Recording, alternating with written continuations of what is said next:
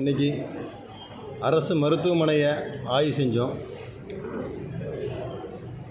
இங்கே மருத்துவ நிபுணர்கள், மருத்துவ கட்டமைப்புகள், மருந்துகள் கையிருப்பு எப்படி நம்ம ஸ்டாக் எப்படி நம்ம மெயின்டைன் பண்ணுறோம், மற்றும் என்னென்ன தேவைகள் இருக்குது, என்னென்ன பிரச்சனைகள் இருக்கிறது கொண்டு அவர் ஆய்வு செஞ்சோம். மாண்புமிகு முதலமைச்சர் அவர்கள் மக்களின் தேவைகளும் மக்களின் சுகாதாரத்துக்கு மிக முக்கியத்துவம் கொடுத்துட்ருக்காரு. அதன் அடிப்படையில் இன்றைக்கி அரசு பொது மருத்துவமனையில் அவங்களுக்கு தேவையான அனைத்து கட்டமைப்புகளும் அத்தியாவசியமாக அவங்க மேற்கொள்ளக்கூடிய அனைத்து தேவைகளும் இங்கே சரியாக இருக்குதா என்பதை ஆய்வு செஞ்சோம். கட்டமைப்புகளை இனி ஒரு சில இடத்துல நம்ம டெவலப் பண்ண வேண்டியது இருக்குது. தேவைகள் ஓரளவுக்கு நம்ம சரி செய்யப்பட்டாலும் இன்னும் ஒரு சில இடத்துல நம்ம தேவைகளை மேம்படுத்த வேண்டிய தேவைகள் இருக்குது. அதற்குண்டான பணிகளையும் நாங்கள் ஆய்வு செஞ்சுட்ருக்கோம், டிஸ்கஸ் பண்ணிகிட்ருக்கிறோம்.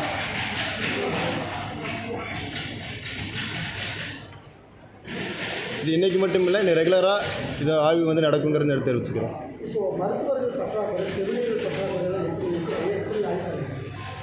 அது சொல்லியிருக்காங்க சார். மருத்துவ பற்றாக்குறை பார்த்தீங்கன்னா ஒரு சில இடத்துல தான் இருக்குது, ஒரு சில டிபார்ட்மெண்ட்டில் தான் இருக்குது, எல்லா டிபார்ட்மெண்ட்லேயும் இல்லை, ஒரு சில டிபார்ட்மெண்ட்டில் இருக்குது. அதை நாங்கள் ப்ரப்போசலாக கேட்டிருக்கிறோம். அதை சரி பண்ண கொடுக்கக்கூடிய கட்டமைப்புங்கிறது தேவையான அளவுக்கு இருக்குது, ஆனால் அதுக்கான பராமரிப்பு இல்லை அப்படின்றது தான் பேஷண்ட்டும் சரி இங்கே இருக்கக்கூடிய டாக்டர்ஸுடைய குற்றச்சாட்டமாக இருக்குது. அது சம்மந்தமாக ஏதாவது சொன்னாங்க அவங்க? அதாவது பழைய பில்டிங்கை இப்போ நம்ம டெமாலிஷ் பண்ணிட்டு புதிய பில்டிங் கட்டக்கூடிய அளவுக்கு ப்ரப்போசல் ரெடி பண்ணியிருக்கிறோம். ஸோ அந்த இது ரெடி பண்ண போகிறோம். அதுக்குள்ள ப்ரப்போசல் ரெடி பண்ணிகிட்ருக்குறோம். அதே மாதிரி பராமரிப்புக்கு உண்டான தனியார் நிறுவனத்தில் கொடுத்துருக்குறாங்க. ஸோ அதையும் ரெகுலரைஸாக சூப்பர்வைசிங் பண்ண வேண்டியது அவங்க மட்டும் இல்லை, நம்மளுடைய டீம்லேயே மெயின்டைன் சூப்பர்வைஸ் பண்ணணுங்கிறத நான் கேட்டிருக்கிறேன். தனியார் நிறுவனத்துக்கு கான்ட்ராக்ட் கொடுத்துருக்காங்க கிறிஸ்டல்னு சொல்லி. அவங்க கிட்டத்தட்ட 680 பேர் கான்ட்ராக்ட் ஸ்டாஃபை கொடுத்துட்டு வெறும் 300 பேர் மட்டும்தான் வேலை செய்கிறாங்க. வேலை செய்யாதவங்களுக்கும் அவன் வேலை செஞ்ச மாதிரி கூலி போட்டு எடுக்கிறாங்கன்ற குற்றச்சாட்டு தொடர்ந்து இருந்தது. இது சம்மந்தமாக ஏதாவது சொன்னாங்க அவங்கள்ட்ட? இல்லை, அதை நான் கேள்விப்பட்டேங்க. பட் அதை கேட்டிருக்கிறேன். அதோட முழுமையான ஆய்வு பண்ணதுக்கப்புறம் தெரியும். ஃபஸ்ட் டே ஒன்ல அது ஒரே நாள் அதை முழுமையாக சொல்ல முடியாது. அதை நான் ஆய்வு செஞ்சுட்டு சொல்கிறேன். அடிப்படை தேவைகள் பார்த்தீங்கன்னா குடிக்க குடிநீர், சுடுநீர், இந்த மாதிரி தண்ணீர் பார்த்தா இங்கே இல்லை அப்படிங்கிற மாதிரி குற்றச்சாட்டு தொடர்ச்சியாக இருக்குது. அதே சமயம் பார்த்தீங்கன்னா கட்டடங்கள் உயர்ந்து இருந்தாலும் இந்த வண்டி தள்ளி போகக்கூடிய சாலைகள் சீராக இப்போ அவங்க ஆப்ரேஷன் பண்ணாலும் இருக்கிறாலும் அதில் தான் போய் இழுத்துட்டு வராங்க. ஸோ அந்த மாதிரி அடிப்படை பிரச்சனைகள் நீண்ட நாளாகவே தங்கும் இடமும் இல்லை, வெளியே தான் படுத்திருக்காங்க. அந்த மாதிரி பிரச்சனைகள் தொடர்ந்து இங்கே கட்டமைப்புகள் இருக்க வேண்டிய இடத்துல நம்ம இருக்கக்கூடிய ப்ரெமிசஸில் இவ்வளோ தான் பண்ண வேண்டிய இடம் இருக்குது. இதுக்கு செவிலியர்கள் தங்கக்கூடிய இடம் கூட இன்னும் இங்கே இல்லைங்கிறது நமக்கு ஒரு தேவை இருக்குது. ஸோ அதற்கு கூட ப்ரப்போசல் கொடுத்துருக்குறாங்க. அந்த இடத்தையும் ஆய்வு பண்ணிகிட்ருக்குறோம். கைதிகள் தங்கக்கூடிய அறை, அதாவது சிகிச்சை கொடுக்கக்கூடிய அறையில் காவலர்களோட அறையை ஆய்வு பண்ணுங்க. கைதிகள் அறைகளை மோசமாக இருக்குது, என்ன நடவடிக்கை? உடனடியாக சீர் செஞ்சு தரணுங்கிறத நான் சொல்லியிருக்கிறேன். அது அதிகபட்சமாக ஒரு 15 நாள் 20 நாளுக்குள்ளே சீர் செஞ்சு தரப்போம். இப்போ அந்த கார்டியாலஜி டிபார்ட்மெண்ட்டில் நிறைய பேர் இந்த விருது சம்பந்தமான நோய்கள் வருது. அதில் 200 பேர் 250 பேர் லிஸ்ட்டு அதை எப்படி நம்ம இது பண்ண முடியும்?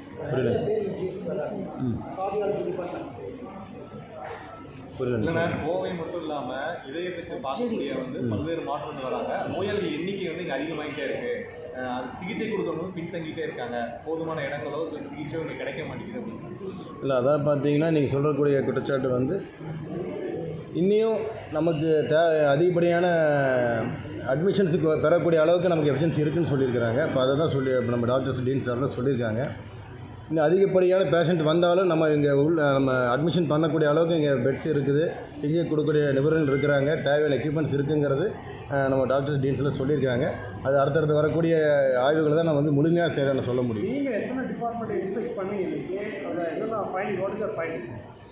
ஸ்கேன் சென்டர் பார்த்துருக்கேன், அப்புறம் எக்கோ இதெல்லாம் பார்த்துருக்கோம், அப்புறம் ஓபி பார்த்துருக்கேன், அப்புறம் கேன்டீன் குவாலிட்டி வரக்கூடிய நோயாளிகள் அவங்க பார்வையாளர் கூட வரவங்க அவங்க சாப்பிட கேன்டீன் பார்த்துருக்குறோம்.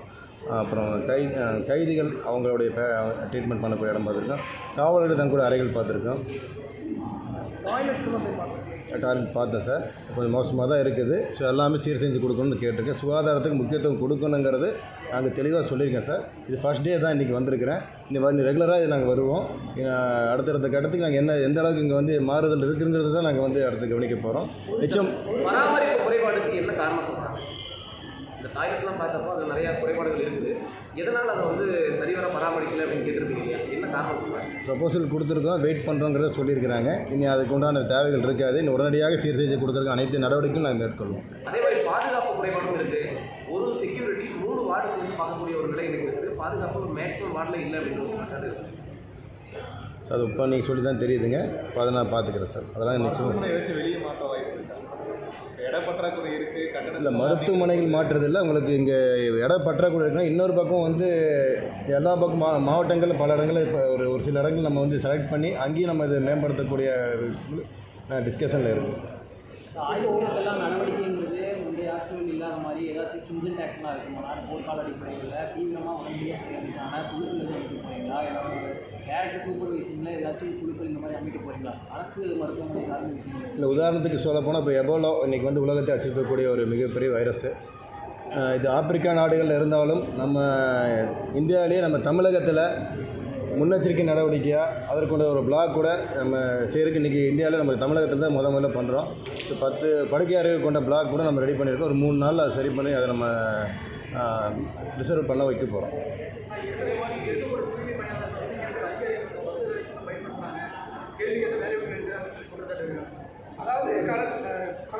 இந்த குற்றச்சாட்டுகளை நாங்கள் நிச்சயமாக கண்காணிச்சுட்டு தான் இருக்கிறோம். அதுக்கு நடவடிக்கை எடுப்போம். நிச்சயமாக அதை வந்து நீங்கள் சொன்னது போல் இருந்தால் அவங்க மேலே கடுமையான நடவடிக்கையை நாங்கள் ஏற்கனவே சொன்னதுமான குற்றச்சாட்டுகள் கடந்த சில மாதங்களாகவே தொடர்ந்து இருக்குது. அதிகாரிகள் வந்து தங்களுக்கு வேலை செய்யலை அப்படிங்கும்போது அவங்க மேலே துறை ரீதியாக நடவடிக்கை எடுக்கிறது முடியுது சார். நாங்கள் இப்போது பதவியேற்று 1 வாரம் ஆச்சு. இது முதல் முறையாக வந்திருக்கிறேன். இனி ரெகுலராக வருவோம். நீங்கள் சொல்லக்கூடிய எந்த ஒரு பிரச்சனையும் அடுத்தடுத்து வரக்கூடியதில் எல்லாமே தீர்வுகளாக தான் இருக்குமே தவிர குற்றச்சாட்டுகள் இருக்காதுங்கிறது நான் உறுதியாக சொல்கிறேன். ரெண்டு பேர் சொல்லுங்க. ஒன்று கேட்க நேரடி கண்காணிப்பில் வச்சுக்கிற மாதிரி உங்களுக்கு நேரடியாகவே வந்து சேர்ற மாதிரி வழக்கு புகார் செய்திகள் தனியாக நிச்சயமாக அது வந்து பார்த்தீங்கன்னா ஒவ்வொரு தொகுதி வாரியாக நான் என்னோடய சைட்லேருந்து பண்ணுறேன். அமைச்சர் என்ற முறையில் அனைத்து பகுதியில் இருக்கக்கூடிய குறைகளையும் நேரடியாக எடுக்கக்கூடிய அளவுக்கு ஒரு வெப்சைட்டு ஈஸியாக ஃபோன்லேயே வந்து அவங்க குறைகளை சொல்லக்கூடிய அளவுக்கு நாங்கள் ஈஸியாக கொண்டு வரோம். சாதாரண மக்கள் கூட ரொம்ப எப்படி சொல்கிறதுங்க, ஆன்லைனில் போய் கஷ்டப்பட்டுலாம் போட வேண்டாம். மொபைல் ஃபோன்லேயே நீங்கள் கூப்பிட்டு சொன்னாவே அவங்க ஈஸியாக அவங்களுக்கு ரீச் பண்ணுற அளவுக்கு அனைத்து வசதிகளும் கொண்டு வர போகிறோம். ஆரம்ப காலம் வந்து அரசு மருத்துவமனையில் மன்றத்தில் உணவுகள் கொடுத்துருக்கீங்க, குழந்தைங்களுக்கு நலத்திட்டங்கள் பண்ணியிருக்கீங்க. அப்படி இருக்கும்போது அரசு மருத்துவமனையில் பிரச்சனைகளை வந்து நீங்கள் தொடர்ந்து பார்த்துருக்கீங்க. அடிப்படை பிரச்சனைகளை சரி செய்தாலே வரக்கூடிய நோயாளிகள் வந்து நம்ம பெரிதும் இதாகிடும். அப்படி இருக்கும்போது இதுக்கு தீர்வுங்கிறது நீங்கள் எத்தனை நாள் சொல்கிறீங்க வந்துட்டீங்க அப்படிங்கிறபோது எத்தனை 1 மாத காலத்தில் பண்ணுறீங்க அப்படிங்கிறது எடுத்துக்கலாமா? ஏதாச்சும் கால அவகாசம் எவ்வளோ எடுத்துக்கலாம்? கூடிய விரைவில் அதாவது டே பை டே உங்களுக்கு நீங்கள் டெவலப்மெண்ட்ஸ் பார்ப்பீங்க. எத்தனை நாள் சொல்ல ஒவ்வொரு நாளும் நீங்கள் அதுக்கு உண்டான அடுத்தடுத்த கட்டத்துக்கு மூவ் ஆக போகிறோம். நீங்கள் அது டெவலப்மெண்ட்ஸ் நீங்கள் நிச்சயமாக பார்ப்பீங்கிற உறுதியை நான் நிச்சயமாக சொல்கிறேன். எனக்கு இப்போ கூட நிறைய பேர் என்ன சொன்னாங்கன்னா, அமைச்சர் வராருங்கிறதுனால தான் இன்றைக்கி ஹாஸ்பிட்டல் நீட்டாக இருக்குது. இன்றைக்கி தான் எல்லாமே காலையிலேருந்து ஃபுல்லாக எல்லாரும் வேலை செஞ்சாங்க. நேற்று இன்றைக்கி காலையில் வரைக்குமே உள்ளே வர முடியாத நிலைமை இருந்துச்சு. வெளியே இருக்கவங்க சொன்னாங்க. அந்த நிலையில் இன்ன வரைக்கும் இருக்குது. ஆட்சிகள் நீங்கள் சொல்கிறது போல் அடுத்த முறை நான் எந்த ஒரு முன் அறிவிப்பு இல்லாமல் நான் வர சர்ப்ரைஸ் விசிட் பண்ணுறேன். சரி, பார்த்துடலாம். இந்த காலகட்டங்களில் இருந்த மாதிரி அதிகாரிகள் நீண்ட நேரம் காத்திருக்க வைக்கப்படுவது போன்றது முதல்ல காத்திருக்க வைக்கப்படுறாங்க. நீங்கள் வரீங்கிறதுக்காக ப்ரிகாஷனரி ஆக்ஷன் சொல்லி ரொம்ப நேரமாக வந்து நோயாளிகள் ரொம்ப நேரமாக தடுத்து வைக்கப்படுகிறார்கள். இது போன்றவை இல்லை, ஊடக நண்பர்களுக்கு முதல்ல நான் முதல்ல மன்னிப்பு கேட்டுக்கிறேன். ஏன்னு கேட்டிங்கன்னா முழுமையாக சொல்லிடுறேன். ஏன்னு கேட்டிங்கன்னா எனக்கு வந்து ஒரு 3:30ங்கிறது உங்களுக்கு கொடுத்த டைமு. எனக்கு 4 o'clock தான் வந்து ரீஷெடியூல் பண்ணாங்க. தேவையான டைமிங்குக்காக ரீஷெடியூல் 4 o'clock பண்ணாங்க. 4 o'clock நாங்கள் வந்துட்டு கிளம்பிட்டேன். வர்றதுக்கு ஒரு 10 minutes ஆச்சு. 4:15 நான் வந்துட்டு நினைக்கிறேன். 4:30. அதே போல் அரசு மருத்துவமனையில் மருந்துகள் வெளியே டாக்டர்ஸே வந்து வெளியே அவங்களே ஒரு நம்பர் கொடுத்து எங்ககிட்ட கான்டாக்ட் பண்ணிங்கன்னா கிடைக்கும். அடுத்த முறை என்னுடைய மெடிசன்ஸை வந்து ஹாஸ்பிட்டலில் கொடுத்துருவாங்க.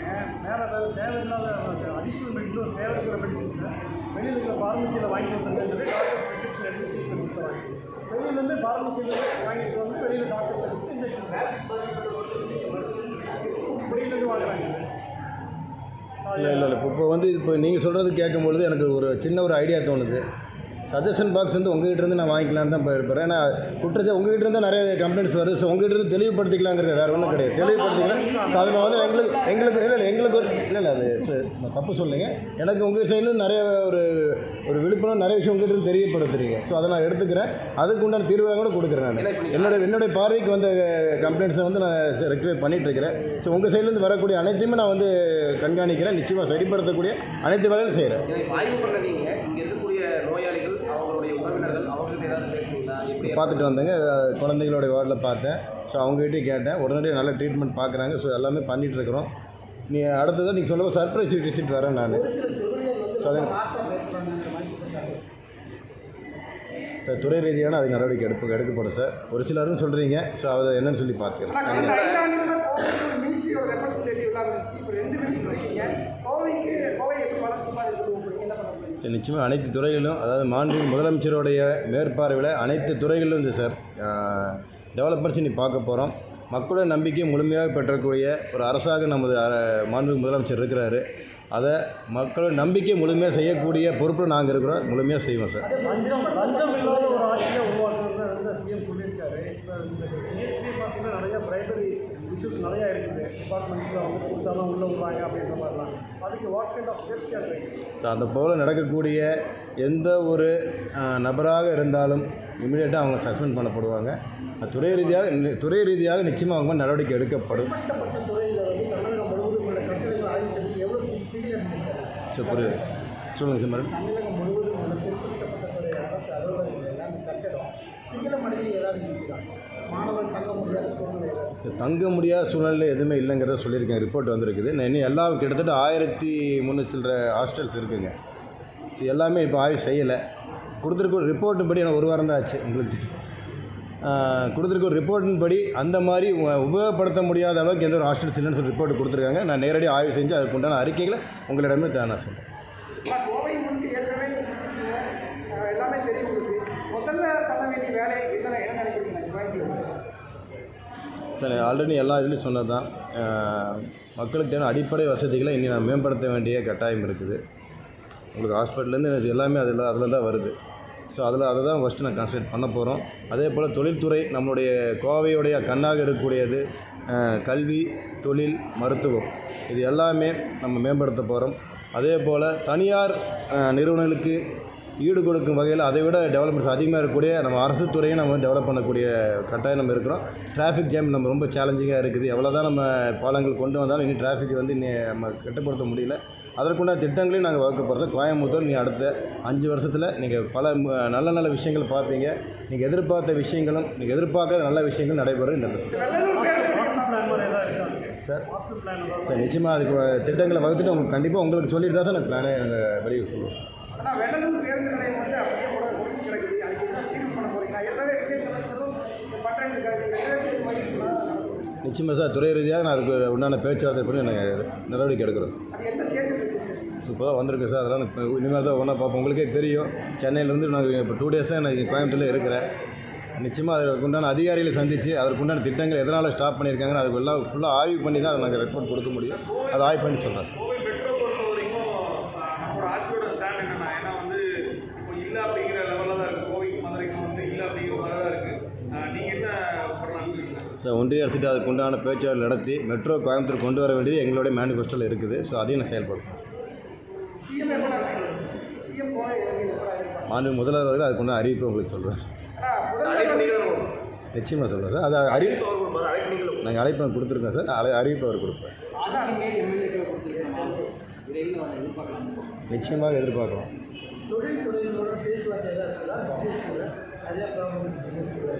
இது வரைக்கும் நம்ம மாவட்டத்தில் இது வரைக்கும் நான் பண்ணல சார். அதுக்கு இனிமேல் தான் பண்ணலாம். முதல்வர் டெல்லி பயணத்தின் போது பத்திரிகையாளர்கள் சந்திக்காமல் புறக்கணிச்சிருக்கிறாரு. நிறையா பேர் வந்து அதை தொடர்ச்சியாக கேள்வி எடுத்துருக்காங்க. ஏன்னா அது சந்திக்க மாட்டேங்கிறாங்க. யார் போனாலும் டெல்லி போனாங்கன்னா பார்த்து கொடுப்பாங்க. பிரதமர் சந்திச்சிருக்காங்க, என்ன கோரிக்கை வச்சுருக்காங்க அப்படிங்கிறது வெறும் பேப்பரில் இல்லாமல் நேரடியாக அவங்க சந்திச்சுட்டு போவாங்க. அதை தவிர்ப்பது தொடர்ந்து விமர்சனத்துக்குள்ளாக மக்களுக்கு ஒரு சந்திப்பாரு நம்ம எதிர்பார்த்துருக்காங்க. போன்ற விஷயங்கள் பேசப்பட்டிருக்கா. நீங்கள் தான் பிரசிடென்ட் கொடுக்குறீங்க. கொடுக்க மாட்டேங்கிறாங்க. போதும்.